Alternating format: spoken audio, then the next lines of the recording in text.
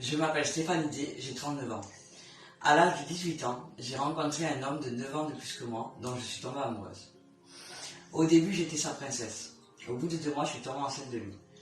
Au bout d'un certain temps, il commença à me pousser ou à m'attraper par mes vêtements quand on se disputait. Mais pour moi, je n'avais pas compris que c'était de la violence, car il me disait que c'était moi qui cherchais. Et après, il s'est excusé pendant des jours. Suite à ça, sont venus les reproches. Je ne faisais jamais rien comme il fallait. J'étais dans l'engrenage de la violence, mais je ne le savais pas.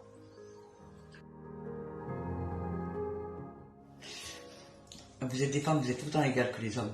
Et si un jour un homme ne vous respecte pas, que ce soit votre compagnon ou un ami, n'hésitez pas à les porter plainte et partez surtout. Vous n'êtes pas moins forte qu'eux, vous êtes égal à eux.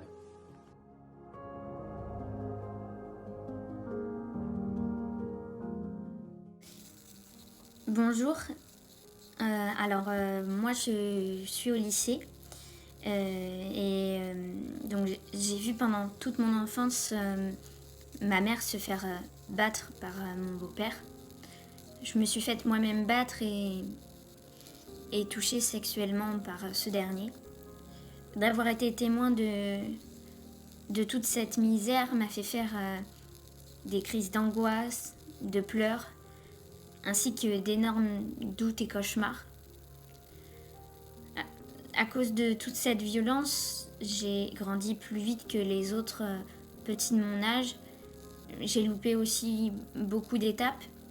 Et même si à l'heure actuelle, je regrette pas parce que ça m'a fait grandir plus vite que les autres, j'ai pas pu profiter de mon enfance. Mais j'ai quand même pu évoluer et apprendre avec des très grosses difficultés dans la vie. Au niveau des relations avec les garçons, au début j'avais beaucoup de préjugés. Je partais du principe qu'ils étaient tous comme ça.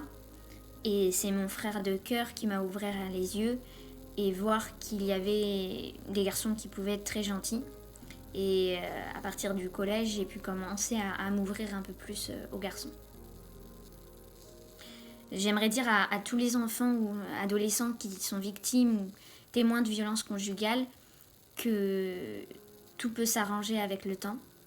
Vous pouvez en parler aux numéros spéciaux ou à une personne de confiance qui pourrait le dire ou à une professionnelle. Mais je voudrais vous dire aussi que si vous ne souhaitez pas en parler, vous avez le droit. Mais ne faites pas de bêtises, s'il vous plaît. Vous avez malgré tout une famille et des amis qui tiennent à vous. Et sachez que c'est avec des hauts et des bas qu'on évolue dans la vie.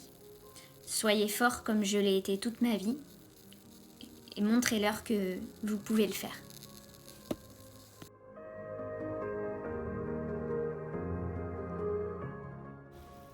Moi, je travaille au lycée, j'ai été victime de violences conjugales il y a 5 ans. J'étais en couple avec ma première copine. Au début, tout était bien, j'avais rien à reprocher. Et puis petit à petit, est arrivé les rabaissements, les insultes, les critiques. Au début, c'était en privé, puis c'était en public. Je me rappelle avoir eu extrêmement honte aux arrêts de tram en lui demandant de parler plus doucement. Il y avait aussi ce chantage au suicide quand j'avais envie de la quitter ou quand je lui disais que c'était pas possible ce qu'il y avait entre nous. Elle se scarifiait et je revenais parce que j'avais tellement honte et je me sentais coupable.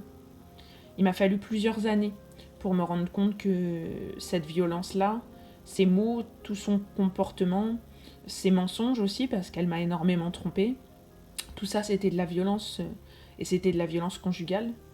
Et il m'a fallu très longtemps pour réussir à l'accepter.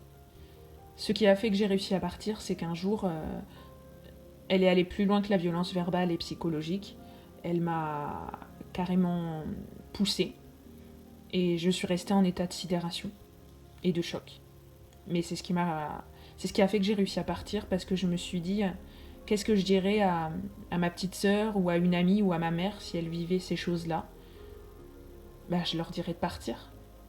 Alors, il faut que je parte. J'aimerais dire aux jeunes, et aux femmes, aux adultes, à tout le monde, qu'il n'y a pas que les hommes qui peuvent être auteurs de violences conjugales. J'aimerais dire aux hommes et aux femmes qui sont victimes qu'il faut avoir le courage de partir, et si on n'y arrive pas, il faut s'entourer des bonnes personnes, des bons amis ou des bons professionnels. Des fois, il y a aussi besoin d'un suivi psychologique après, pour pouvoir se reconstruire et avancer. Et ça nous rend plus forts. Et ça nous rend pas faibles d'avoir à un moment donné vécu ces violences conjugales, parce qu'on était dans un schéma psychologique qui s'appelle l'emprise, et que tout le monde peut tomber un jour dedans, mais que tout le monde peut s'en sortir. Alors courage à vous, et soyez fortes, soyez forts.